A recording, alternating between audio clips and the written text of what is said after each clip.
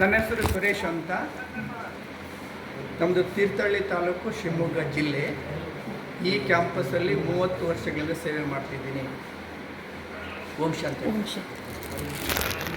ಜನ ಕುಮಾರರು ಸಮರ್ಪಣೆ ಆಗಿದ್ದೀವಿ. ಸುಮಾರು 70,000 ಜನ ಅಕ್ಕಂದರು ಸಮರ್ಪಣೆ ಆಗಿಬಿಟ್ಟು ಈ ಸಂಸ್ಥೆಯಲ್ಲಿ ಸೇವೆ ಮಾಡ್ತಾರೆ. ಹೀಗೆ ವಿಶ್ವದ ಎಲ್ಲ ಆತ್ಮಗಳಿಗೂ ಬೇಕಾಗಿರ್ತದೆ. ಯಾವುದೇ ಜಾತಿ, ಮಠ, ಪಂಥ, ಧರ್ಮ, ದೇಶ, ಸ್ತ್ರೀ, ಪುರುಷ, ಹುಡುಗ, ಮುದುಕ, ಬಡವ, ಬಲ್ಲಿದ, ಶ್ರೀಮಂತ, ಅಮೀರ ಅಂತ ಪ್ರಶ್ನೆ ಇಲ್ಲ. ಎಲ್ಲರಿಗೂ ಬೇಕಾಗಿರ್ತಕ್ಕಂಥ ಜ್ಞಾನ, ವಿಶ್ವಾಸನ, ದುರಾಚಾರ. ಅರ್ಥ ಆಯ್ತು ಮಹಾಭಾರತ? ಇದು ಸ್ಥೂಲ ಅರ್ಥ ಅಲ್ಲ. ಈಗಿನ ಎಲ್ಲ ಸಂಕೇತಗಳನ್ನ ಸ್ಥೂಲ ಅರ್ಥದ ಮುಖಾಂತರ ಜಗತ್ತಿನ ಮುಂದೆ ಇಟ್ಟಿದ್ದಾರೆ ಮಹಾನ್ ಗ್ರಂಥಗಳ ಮುಖಾಂತರ. ಹಾಗಾದ್ರೆ ಕೆಟ್ಟ ಕಾಲದಲ್ಲಿ ಒಳ್ಳೆಯವರು ಇಲ್ವಾ? ಬಹಳ ಕಡಿಮೆ ಜನ ಎಣಿಸ್ಬೋದು. ಧರ್ಮರಾಯ, ಭೀಮ, ಅರ್ಜುನ, ನಕುಲ, ಸಹದೇವ. ಎಂಥದೇ ಕೆಟ್ಟ ಕಾಲ ಬಂದರೂ ಸಹ ನೀವು ಧರ್ಮದ ಮಾರ್ಗ ಬಿಡಕ್ಕೆ ಹೋಗ್ಬೇಡ್ರಪ್ಪ ಅಂತ ನಮಗೆ ಗೈಡ್ ಮಾಡ್ತಾರೆ. ಲೈಟ್ ಅಂದ್ರೆ ಬೆಳಕಿನ ಸ್ವರೂಪ ಅಂತ ಗುರುನಾನಕ್ ಹೇಳ್ತಾನೆ. ಏಕ್ ಓಂಕಾರ ನಿರಾಕಾರ ಸತ್ಯನಾಮ್ ಕರ್ತಾಪುರಕ್ ನಿರ್ಭಯ ನಿರ್ವೈರ. ಅಯ್ಯೋ ನಿಜ ಒಬ್ಬನೇ ಇದ್ದಾರೆ. ಓಂಕಾರ ಸ್ವರೂಪ ಹುಟ್ಟು ಸಾವಿರ ಚಕ್ರದಲ್ಲಿ ಬರಂಗಿಲ್ಲ. ಆಮೇಲೆ ಋಷಿಮುನಿಗಳು ಹೇಳ್ತಾರೆ, ಗುರು ಬ್ರಹ್ಮ, ಗುರು ವಿಷ್ಣು, ಗುರುದೇವೋ ಮಹೇಶ್ವರ, ಗುರು ಸಾಕ್ಷಾತ್ ಪರಬ್ರಹ್ಮ ಅಂದ್ರೆ ಸಂಸ್ಕೃತ ಶಬ್ದ, ಪರಂಜ್ಯೋತಿ ಸ್ವರೂಪ. ಹೀಗೆ ವಿಶ್ವದ ಎಲ್ಲರೂ ಸ್ವೀಕಾರ ಮಾಡತಕ್ಕಂಥ ಏಕಮೇವ ಪರಮ ಪವಿತ್ರ ಶಕ್ತಿ ಪರಮಾತ್ಮ ಪರಂಜ್ಯೋತಿ ಸ್ವರೂಪ. ಆಮೇಲೆ ಶ್ರೀಮದ್ ಭಗವದ್ಗೀತೆ ಹೇಳಿದ್ರು, ಯದಾ ಯದಾ ಹಿ ಧರ್ಮಸ್ಯ ಗ್ಲಾನಿರ್ಭವತಿ ಭಾರತ. ಯಾವಾಗ ಧರ್ಮ ಗ್ಲಾನಿ ಆಗುತ್ತೋ ಆಗ ಜಗತ್ತಿಗೆ ಉದ್ಧಾರಕನಾಗಿ ಭಗವಂತ ಸೃಷ್ಟಿಗೆ ಬರ್ತಾನಂತ. ದ್ವಾಪರಯುಗದಲ್ಲಿ ಧರ್ಮ ಗ್ಲಾನಿ ಆಗಲಿಲ್ಲ. ದ್ವಾಪರಯುಗದಲ್ಲಿ ಧರ್ಮಗಳು ಸ್ಥಾಪನೆ ಆಗಿರೋದು.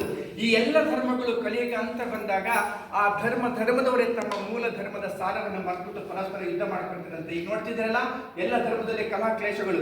ಈ ಕಲಿಯುಗದ ಎಲ್ಲ ರಹಸ್ಯಗಳನ್ನ ಭಾರತೀಯ ಮಹಾನ್ ಗ್ರಂಥಗಳಾಗಿರ್ತಕ್ಕಂಥ ಶ್ರೀಮದ್ ಭಗವದ್ಗೀತೆ ವರ್ಣನೆ ಮಾಡಿದ್ದಾರೆ. ಹೀಗೆ ಕಲಿಯುಗ ಮುಗಿತಕ್ಕಂಥ ಸಮಯ, ಸತ್ಯುಗ ಬರುವಾಗ ಭಗವಂತ ಶಿವನೇ ಬಂದ್ಬಿಟ್ಟು ಎಲ್ಲ ಸತ್ಯ ಜ್ಞಾನದ ರಹಸ್ಯಗಳನ್ನ ಮುಂದೆ ನಾವೇನು ಮಾಡಬೇಕಂತಕ್ಕಂಥ ಜ್ಞಾನವನ್ನು ವರ್ಣನೆ ಮಾಡ್ತಾರೆ.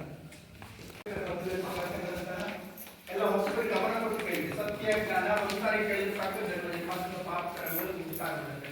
ನಿಜವಾಗಿರ್ತಕ್ಕಂಥ ಅಮರಕತೆ ಸತ್ಯ ತ್ರೇತಾಯುಗದಲ್ಲಿ ದೇವತೆಗಳಾಗಿರ್ತಕ್ಕಂಥ ನಾವಲ್ಲಿ ಏನು ಕೆಟ್ಟ ಕೆಲಸ ಮಾಡಿಲ್ಲ, ಒಳ್ಳೆಯವರಾಗಿದ್ದೀವಲ್ಲ ಸರ್ ಅಲ್ಲ. ಮತ್ತೆ ದ್ವಾಪರ ಕಲಿಕೆ ಅದಕ್ಕೋಸ್ಕರ ಬಂದಂತ ಪ್ರಶ್ನೆ ಬರ್ತದೆ ಇಲ್ಲ. ಈಗ ನಾನು ನಿಮಗೆ ಪ್ರಶ್ನೆ ಕೇಳ್ತೀನಿ, ನೀವು ಹೊಸ ಬಟ್ಟೆ ಉಟ್ಕೊಂತೀರಿ, ಉಪಯೋಗ ಮಾಡ್ತಾ ಏನಾಗ್ತದೆ? ಹಳೆದಾಗುತ್ತೆ. ಮೊಬೈಲ್ ಚಾರ್ಜ್ ಮಾಡ್ತೀರಿ, ಉಪಯೋಗ ಮಾಡ್ತಾ ಏನಾಗುತ್ತೆ? ಡಿಸ್ಚಾರ್ಜ್ ಆಗುತ್ತೆ. ಬೆಳಕು ಕರೆದಿತ್ತು, ಮಧ್ಯಾಹ್ನ, ಸಂಜೆ, ರಾತ್ರಿ ಆಗುತ್ತೆ. ಯಾಕೆ? ಬೆಳಿಗ್ಗೆ ತಣ್ಣಗಿರುತ್ತೆ. ಹಾಗೆ ಇರ್ಬೇಕಂದ್ರೆ ಇಡೀ ದಿನ ಹಾಗೆ ಇರ್ತೈತೇನೋ? ಇಲ್ಲ. ಹುಟ್ಟಬೇಕಾದ್ರೆ ಹೀಗೆ ಇದ್ರೆ ಅದು ದಪ್ಪ ಉದ್ದುದಿಕ್ಕಿದ್ರೇನು? ಇಲ್ಲ. ಬಾಲ್ಯ, ಹುಡುಗ, ಯೌವನ, ಪ್ರೌಢ, ವೃದ್ಧ, ಮರಣಾವಸ್ಥೆ. ಇಲ್ಲ, ನಾನು ಸಣ್ಣ ಹುಡುಗ ಇರ್ಬೇಕಂದ್ರೆ ಬಹಳ ಚೆನ್ನಾಗಿದೆ, ಹಂಗೆ ಇರ್ಬೇಕಂದ್ರೆ 15-18 ವರ್ಷಗಳು ಹಂಗೆ ಇರ್ಬೇಕಂದ್ರೆ ಅದೇ ಥರ ಇರ್ಬೇಕಂದ್ರೆ ಜೀವನ ಪರ್ಯಂತ ಬರಂಗಿಲ್ಲ. ಸೃಷ್ಟಿಗೆ, ಪ್ರಕೃತಿಗೆ ತನ್ನದೇ ಆಗಿರ್ತಕ್ಕಂಥ ನಿಯಮಗಳಿದೆ. ಹೀಗೆ ಅಭೌತಿಕ ಶಕ್ತಿ ಆತ್ಮ ಈ ಸೃಷ್ಟಿಗೆ ಬಂದ ಮೇಲೆ ಅದರ ಮೊಟ್ಟ ಮೊದಲು ಆತ್ಮದಲ್ಲಿ 100ಕ್ಕೆ 100% ಶಕ್ತಿ ಇರುತ್ತೆ. ಎಲ್ಲಿ ಆತ್ಮ ಶಕ್ತಿಶಾಲಿಯಾಗಿರ್ತೋ ಆವಾಗ ಪ್ರಕೃತಿ ಶರೀರವೂ ಕೂಡ ಸಂಪನ್ನ ಸಮೃದ್ಧವಾಗಿರುತ್ತೆ. ಅದಕ್ಕೆ ಅಲ್ಲಿ ಸತ್ಯ ಹಾಗೂ ತ್ರೇತಾಯುಗಕ್ಕೆ ಸ್ವರ್ಗ ಅಂತ ಹೇಳಿದ್ರು. ಅಲ್ಲಿ ಸರ್ವಗುಣ ಸಂಪನ್ನ ಆತ್ಮದಲ್ಲಿ 100ಕ್ಕೆ 100% ಶಕ್ತಿ ಇರುತ್ತೆ. ತ್ರೇತಾಯುಗದಲ್ಲಿ ಸುಮಾರು 80%, 14 ಕಲಾ ಸಂಪನ್ನ. ಅಲ್ಲಿ 16 ಕಲೆ, ಇಲ್ಲಿ 14 ಕಲೆ. ಸತ್ಯ ಹಾಗೂ ತ್ರೇತಾಯುಗದ ಎಲ್ಲರಿಗೂ ಕೂಡ ನಾನು ಈ ದೇಹ ಅಲ್ಲ, ದೇಹ ಧರಿಸಿರ್ತಕ್ಕಂಥ ಆತ್ಮ ಅನ್ನುವಂಥ ಸ್ಮೃತಿ ಜಾಗೃತವಾಗಿರುತ್ತೆ. ಯಾವಾಗ ದ್ವಾಪರಯುಗಕ್ಕೆ ಬರ್ತೀವೋ ಹುಟ್ಟು ಸಾವಿನ ಚಕ್ರದಲ್ಲಿ ಬರ್ತಾ ನಮ್ಗೆ ಗೊತ್ತಾಗದಿದ್ದಾಗೆ 50% ಎನರ್ಜಿ ಕಡಿಮೆ ಆಗುತ್ತೆ. ಯಾವಾಗ 50% ಎನರ್ಜಿ ಕಡಿಮೆ ಆಗುತ್ತೋ ಆವಾಗ ಆತ್ಮಸ್ಫೂರ್ತಿ ಮರ್ತೋಗ್ಬಿಡುತ್ತೆ. ಮನುಷ್ಯ ಆತ್ಮ ದೇಹದ ಅಭಿಮಾನಕ್ಕೆ ವಶ ಆಗ್ತಾನೆ. ಯಾವಾಗ ದೇಹದ ಅಭಿಮಾನಕ್ಕೆ ವಶ ಆಗ್ತಾನೋ ಆವಾಗ ಕಾಮಕ್ರೋಧಗಳಿಗೆ ಸಿಕ್ಕಾಕೊಂತೀವಿ. ಆವಾಗ ದುಃಖ ಶುರುವಾಗುತ್ತೆ. ಯಾವಾಗ ದುಃಖ ಶುರುವಾಗುತ್ತೋ ಆಗ ಮನುಷ್ಯ ಮಾರ್ಗ ಹುಡುಕ್ತಾನೆ. ಆವಾಗ ಭಕ್ತಿ ಸ್ಟಾರ್ಟ್ ಆಗುತ್ತೆ. ಮೊದಲ ಭಕ್ತಿ ಪರಮಾತ್ಮ ಶಿವನನ್ನ ಲಿಂಗದ ರೂಪದಲ್ಲಿ ಪೂಜೆ ಮಾಡ್ತಾರೆ. ಮೊದಲ ಜ್ಯೋತಿರ್ಲಿಂಗ ಅಂದ್ರೆ ಸೋಮನಾಥ ಮಂದಿರ. ಹೇಳ್ತಾರಲ್ಲ, ಸೌರಾಷ್ಟ್ರೆ ಸೋಮನಾಥಂಚೆ ಶ್ರೀಶೈಲೆ ಮಲ್ಲಿಕಾರ್ಜುನ ಉಜ್ಜಯಿನಿ ಮಹಾಕಾಲೆ ಓಂಕಾರ ಮಮಲೇಶ್ವರ ಪರಳ್ಳೆ ವೈದ್ಯನಾಥ ಡಾಕಿನ ಭೀಮಶಂಕರ ಸೇತು ಬಂದಿತ ರಾಮೇಶ್ವರ ನಾಗೇಶ್ವರಂ ದ್ವಾರಕವನೆ ವಾರಣಾಸ್ತಂ ವಿಶ್ವೇಶ್ವರಂ ತ್ರಯಂಬಕಂ ಗೌತಮಿ ತಟೆ ಹಿಮಾಲಯತು ಕೇದಾರಂ ಗಸ್ಮೇಶಂ ಶಿಲಾಲಯ. 12 ಜ್ಯೋತಿರ್ಲಿಂಗ. ಮೊದಲ ಜ್ಯೋತಿರ್ಲಿಂಗ ಅಂದ್ರೆ ಸೋಮನಾಥ ಮಂದಿರ. ಅದರಲ್ಲಿ ನಾವು ಹಿಸ್ಟ್ರಿ ಓದ್ತೀವಲ್ಲ, ಗಜನಿ ಮತ್ತು 17 ಬಾರಿ ಲೂಟಿ ಮಾಡ್ಕೊಂಡು ಹೋಗ್ತಾನೆ. ಹಾಗಾದ್ರೆ ಒಂದು ಮಂದಿರವನ್ನ 1032ನೇ ಇಸವಿಯಲ್ಲಿ 17 ಬಾರಿ ಲೂಟಿ ಮಾಡ್ಕೊಂಡು ಹೋಗೋದು ಸಂಪತ್ತಿತ್ತು ಅಂತ ಹೇಳಿದ್ರೆ ಅದಕ್ಕಿಂತ ಸ್ವಲ್ಪ ಮುಂದೆ ಬನ್ನಿ. ಅದಕ್ಕಿಂತ ಮೊದಲು ಭಾರತ ಇಟ್ಟು ಸಮೃದ್ಧವಾಗಿತ್ತು. ನೀವು ಜಸ್ಟ್ ವಿಚಾರ ಮಾಡ್ರಿ. ಅಲ್ಲಿ 2 ಶಬ್ದ ಹೇಳ್ತಾರೆ, ಜ್ಯೋತಿ ಹಾಗೂ ಲಿಂಗ. ಪರಮಾತ್ಮ ಹೇಗಿದ್ದಾನೆ? ಜ್ಯೋತಿ ಸ್ವರೂಪ. ಆ ಜ್ಯೋತಿಯನ್ನ ಭೌತಿಕ ಚಕ್ಷುಗಳಿಗೆ ನೋಡ್ಲಿಕ್ಕೆ ಬರಂಗಿಲ್ಲ. ನೋಡಲಿಕ್ಕೆ ಬಾರದೇ ಇರ್ತಕ್ಕಂಥ ಪರಮಾತ್ಮ ಶಿವನಿಗೆ ನೋಡಿ ನಮ್ಮ ಭಕ್ತಿ ಭಾವನೆ ಶ್ರದ್ಧೆ ಅರ್ಪಣೆ ಮಾಡಲಿಕ್ಕೆ ಲಿಂಗ ಮಾಡ್ಕೊಂಡ್ವಿ. ಲಿಂಗ ಅಂದ್ರೆ ಸಂಸ್ಕೃತ ಶಬ್ದ. ಲಿಂಗ ಅಂದ್ರೆ ಸಂಕೇತ, ಚಿತ್ರ, ಕುರುಹು, ಫೋಟೋ, ಸಿಂಬಲ್. ಈಗ ತಾವೆಲ್ಲ ಇಲ್ಲೇ ಇದ್ದೀರಿ, ನಿಮ್ದು ಸಾವಿರಾರು ಫೋಟೋಗಳನ್ನು ಮಾಡಿಬಿಡ್ಬೋದಲ್ವಾ? ಅದಕ್ಕೆ ನೀವೆಷ್ಟು ಜನ ಇದ್ದೀರಿ? ಒಬ್ಬರೇ. ಹಾಗೆ ಜಗತ್ತೇ ಭಗವಂತ ಎಷ್ಟು ಜನ? ಒಬ್ಬನೇ. ಅವನನ್ನ ಗುರುತಿಸ್ಲಿಕ್ಕೋಸ್ಕರ ಇರ್ತಕ್ಕಂಥ ಚಿತ್ರ ಜ್ಯೋತಿರ್ಲಿಂಗ. ಅದಕ್ಕೆ ಬಸವಣ್ಣವರು ಒಂದ್ ಕಡೆ ಹೇಳ್ತಾರೆ, ಅರು ಹೀಗಾಗಿ ಕುರುಹನ್ನು ಕೊಟ್ಟರೆ ಕುರುಹನ್ನೇ ನಂಬಿದ ಕುರಿಗಳ ನೋಡ ಕೂಡಲ ಸಂಗಮ ದೇವ. ನಿಮಗೆ ಗೊತ್ತಾಗ್ಲಂತ ಚಿಹ್ನೆ ಕೊಡಲಾಯಿತು. ಚಿಹ್ನೆ ಪರಮಾತ್ಮ ಅಲ್ಲ, ಅದರ ಹಿಂದೆ ಇರ್ತಕ್ಕಂಥ ಸತ್ಯ ಜ್ಯೋತಿಯನ್ನು ಅರಿತು ನಿಮ್ಮ ಭಕ್ತಿ ಭಾವನೆ ಅರ್ಪಣೆ ಮಾಡಿ. ಹೀಗೆ 300 ವರ್ಷಗಳವರೆಗೆ ಏಕದೇವೋಪಾಸನೆ ದ್ವಾಪರದಲ್ಲಿ ಬಲ್ಲಿರ್ತಕ್ಕಂಥ ವಿಕ್ರಮಾದಿತ್ಯ ರಾಜನಿಗೆ ಪರಮಾತ್ಮ ಜ್ಯೋತಿಯ ಸಾಕ್ಷಾತ್ಕಾರ. ಆ ಜ್ಯೋತಿಯನ್ನು ಜನಗಳಿಗೆ ಹೇಳಲಿಕ್ಕೆ ವಜ್ರದ ಲಿಂಗ ಮಾಡ್ಕೊಂಡು ಪೂಜೆ ಮಾಡ್ತಾನೆ. ಅದಕ್ಕೆ ಸೋಮನಾಥ ಮಂದಿರ ಅಂತ ಹೇಳಿದ್ರು.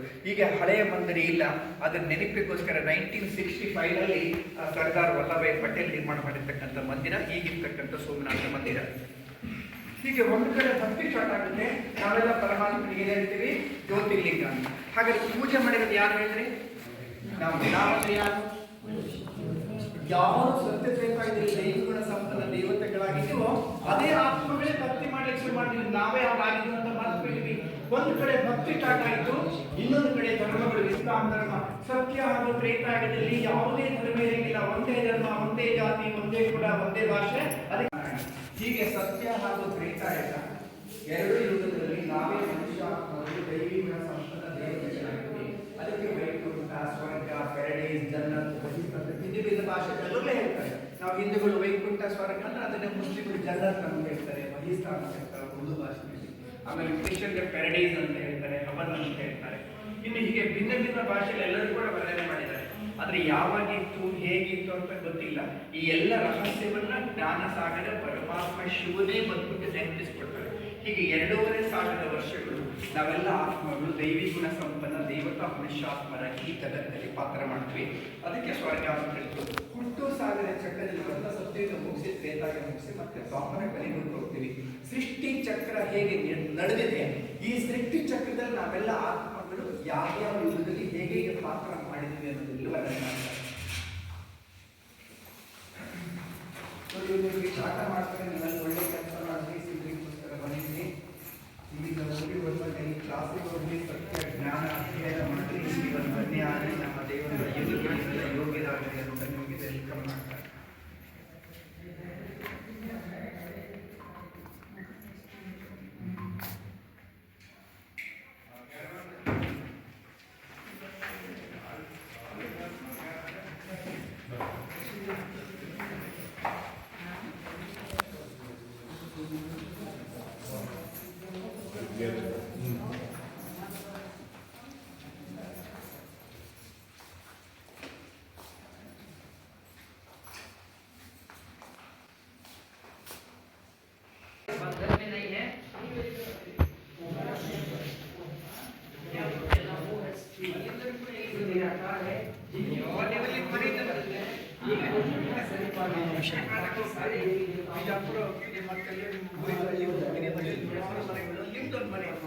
ಅಪ್ಪಿತಪ್ಪಿ ನೀವು ಬೇರೆ ಮನೆಗೆ ಹೋಗೋದಿಲ್ಲ, ನಿಮ್ಮ ಮನೆಗೆ ಹೋಗ್ತೀರಲ್ಲ. ಹಾಗೆ ಶರೀರಕ್ಕೆ ನಮಗೆ ಮನೆ ಇದೆಯಲ್ಲ, ಹಾಗೆ ಶರೀರದಲ್ಲಿರ್ತಕ್ಕಂಥ ಆತ್ಮಗಳಿಗೊಂದು ಮನೆ ಇದೆ. ಅದಕ್ಕೆ ನಾವು ಹೇಳ್ಕೊಳ್ತೀವಿ, ಅಲ್ಲಿದೆ ನಮ್ಮ ಮನೆ, ಹೇಗೆ ಬಂದಿವೋ ಹಾಗೆ ಹೋಗ್ಬೇಕು. ಬರುವಾಗ ಏನೂ ತಂದಿಲ್ಲ, ಹೋಗುವಾಗ ಯಾವುದು ನಮ್ಮ ಜೊತೆ ಬರೋದಿಲ್ಲ. ನಾವು ಮಾಡಿರ್ತಕ್ಕಂಥ ಒಳ್ಳೇದು ಕೆಟ್ಟದ್ದು ಮಾತ್ರ ನಮ್ಮ ಜೊತೆ ಬರುತ್ತೆ. ಹಾಗಾದ್ರೆ ಹೋಗಿ ಬರ್ತಕ್ಕಂಥ ಶಕ್ತಿ ಯಾವುದು? ಆತ್ಮ. ಆತ್ಮನಿಗೊಂದು ಮನೆ ಇದೆ, ಅದಕ್ಕೆ ಬ್ರಹ್ಮಾಂಡ ಅಂತ.